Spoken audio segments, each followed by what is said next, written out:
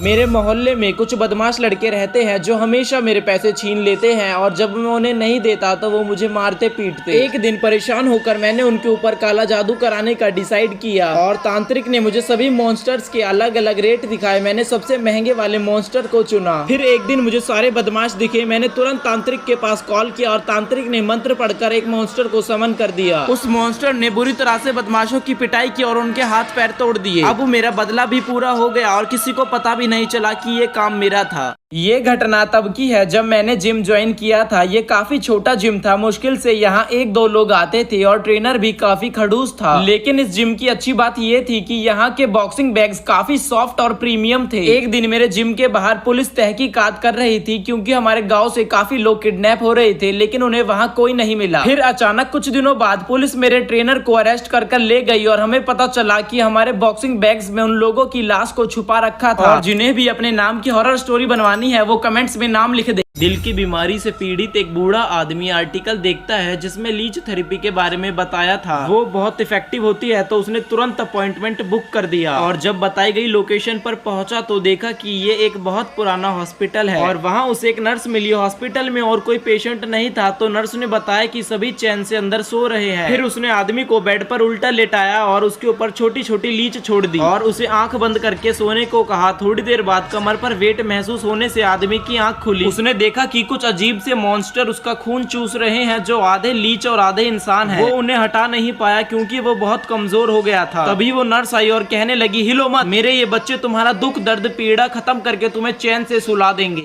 एक दिन मैं अपने डैड के साथ सॉकर मैच देखने गया, लेकिन मैं वहाँ जल्दी बोर हो गया और पीछे के प्लेग्राउंड में खेलने चले गया। वहाँ मुझे मेरी उम्र का एक बच्चा मिला जिसके हाथ में स्पाइडरमैन शूट वेब था और मेरी तरह जो भी स्पाइडरमैन का फैन है वो वीडियो को लाइक कर दो। उसने मुझसे कहा कि ऐसा मेरी कार में एक और है। मैं उसके साथ उसकी कार में गया। तभी मेरे डैड ने मुझे पीछे से आवाज लगाई और उस बच्चे ने मुझे धक्का दिया और कार स्टार्ट कर वहाँ से भाग गया और मैं किडनैप होने से बच गया।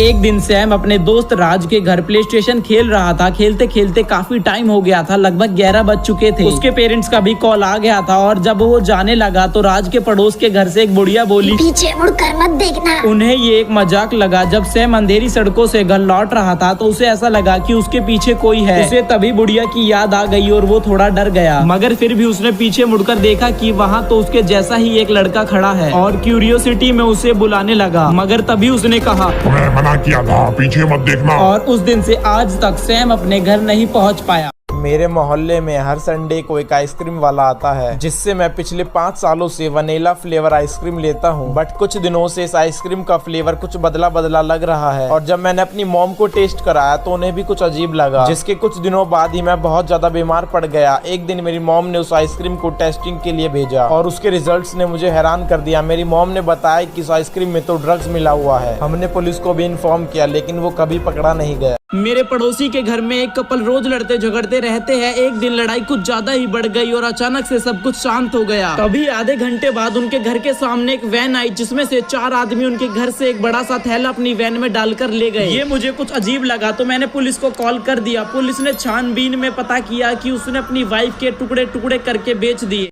ये घटना मेरे बचपन की है। एक दिन मैं अपने डॉगी टफी को वॉक पर ले गया। जिनके पास पालतू कुत्ता है वो लाइक करे और जिनके पास नहीं है वो सब्सक्राइब कर दे। रास्ते में टफी एक आदमी को देखकर बड़ी तेजी से भौंकने लगा और मैंने भी देखा उस आदमी ने अपनी गर्दन को 360 में घुमाया और हमारी तरफ देखने लगा। वो दिखने में बहुत डरावना और खूंखार था। उसे देखकर मेरा शरीर सुन्न पड़ गया। मैंने ना इधर देखा ना उधर, मैं सीधा अपने घर की तरफ भागने लगा और कभी पीछे मुड़कर नहीं देखा। बचपन में मेरी बेस्ट फ्रेंड एक चुड़ैल थी जिसका नाम मोहिनी था। वो हमेशा एक काला लिबास पहन के रखती थी और उसकी आंखें समुद्र जितनी काली थी। मोहिनी के मुंह में जीभ और दांत भी नहीं थे। हालांकि मोहिनी मुझे बाकी की काली शक्तियों से प्रोटेक्ट करती थी। मोहिनी मेरे साथ हमेशा खेलती थी लेकिन वो थोड़ी साइको थी क्योंकि वो मुझे लोगों को मारने के नए नए पैतरे बताती और उनकी बॉडी को एसिड में जलाकर राख करने को भी बताती। लेकिन आज तक मैंने मोहिनी के कहने पर किसी को नुकसान तो नहीं पहुंचाया। रात को मोहिनी मुझे अक्सर झील के किनारे ले जाया करती थी। धीरे धीरे मोहिनी ने मेरी बड़ी बहन से भी दोस्ती कर ली। अब हम तीनों एक साथ एंजॉय किया करते थे। एक दिन मोहिनी जब मुझे झील के किनारे ले गई तो मैंने उसे पहली बार रोते हुए देखा। रोती हुई मोहिनी ने मुझे कहा कि मैं आज तुमसे शायद आखिरी बार मिल रही हूँ। फिर मोहिनी बहुत जोर से हंसी और उसका शरीर पूरी तरह से पिघलने लगा। डूबते डूबते मोहिनी ने मुझे भागने को कहा और कहा कि अगर तुमने पीछे देखा तो तुम भी मेरी तरह चुड़ैल बन जाओगी। मेरे मॉम डैड मुझे पागल समझते हैं, इसलिए उन्होंने मुझे मेंटल हॉस्पिटल में डाल रखा है। यहाँ बहुत अजीब अजीब लोग हैं, कोई काला जादू में विश्वास रखता है तो कोई पूरे दिन चलता ही रहता है। एक दिन मेरे सामने एक आदमी आया जो बोल नहीं सकता था। वो मुझे कुछ बताने की कोशिश कर रहा था, फिर अचानक वो जमीन पर लेट कर एक चिड़िया की तरह हरकतें करने लगा। उसकी ये हालत देखकर मैं वहाँ से भाग गया। कुछ दिनों बाद खबर आई कि वही आदमी छत से कूद गया है और लोगों का ये मानना है कि उसने काले जादू की मदद से अपनी आत्मा को एक चिड़िया के अंदर डाल दिया और मेंटल हॉस्पिटल से आजाद हो गया। मैं एक 21 साल की एथलेटिक गर्ल हूँ और मुझे रोज सुबह जॉगिंग करने की आदत है। एक दिन ऐसे ही जॉगिंग करते टाइम मेरा पूरा ध्यान स्मार्ट वॉच में था। मैं तभी एक मोटी औरत से टकरा गई। मैंने उनसे माफी भी मांगी मगर वो तो मुझे गुस्से भरी निगाहों से घूरने लगी। फिर मैं घर आकर नहाने के बाद टीवी में नेटफ्लिक्स देखने लगी। तभी मैंने रिफ्लेक्शन में उसी औरत को घर के बाहर देखा। वो खिड़की को तोड़कर अंदर घुसना चाहती थी तो मैं भी फटाफट बाथरूम में जाकर लॉक हो गई और पुलिस को कॉल कर दिया। सही टाइम पर पुलिस आ गई और उसे शॉक वेव देकर अरेस्ट कर लिया। फिर पुलिस ने बताया कि ये खूंखार कैदी है जो कुछ ही दिनों पहले जेल से फरार हो गई थी। अमन अपने गांव जा रहा है। रात काफी हो गई इसलिए वो एक होटल में रुका। होटल में उसे रूम नंबर 23 अलॉट हुआ। अपने रूम में जाते समय उसे रूम नंबर 20 से किसी के गाना गाने की आवाज सुनाई दी और उसने जब अंदर झांक कर देखा तो वहाँ एक छोटी लड़की बैठकर गाना गा रही थी। वो काफी थका हुआ था तो वो अपने रूम में जाते ही सो गया। सुबह लौटते समय उसने दोबारा रूम में झांक कर देखा लेकिन इस बार उसे बस लाल रंग देखने को मिला। रूम नंबर 20 के बारे में उसने रिसेप्शनिस्ट से पूछा तो उसने बड़ी हैरानी के साथ बताया कि 2 साल पहले वहाँ एक फैमिली आई थी जिन्होंने अपनी डॉटर को जान से मार दिया था। तो वो लाल रंग और कुछ नहीं उस मरी हुई लड़की की आंखें थी। ये घटना चाइना की है। वहाँ एक मशहूर मास्क बनाने वाला था। एक दिन उसके पास एक मिस्टीरियस मैन आया। उसका चेहरा ढका हुआ था। उसने मास्क मैन से कहा कि मेरे लिए एक ऐसा मास्क बनाओ जो दिखने में बिल्कुल असली लगे। जिसके बाद उसने मास्क मैन को एक सोने से भरा बैग दिखाया। उसने लालच में आकर वो ऑर्डर ले लिया। मास्क बनाने के लिए उसने 7 दिनों का टाइम दिया। वो मास्क मैन ने पूरे 6 दिन लगातार कोशिशें की लेकिन वो असली मास्क नहीं बना पा रहा था। अब 7 दिनों बाद वो मिस्टीरियस मैन आया और मास्क मैन ने उसे अपना बनाया मास्क दिखाया और मिस्टीरियस मैन मास्क लेकर भी चले गया लेकिन वो वाला नहीं जो मास्क मैन ने बनाया था।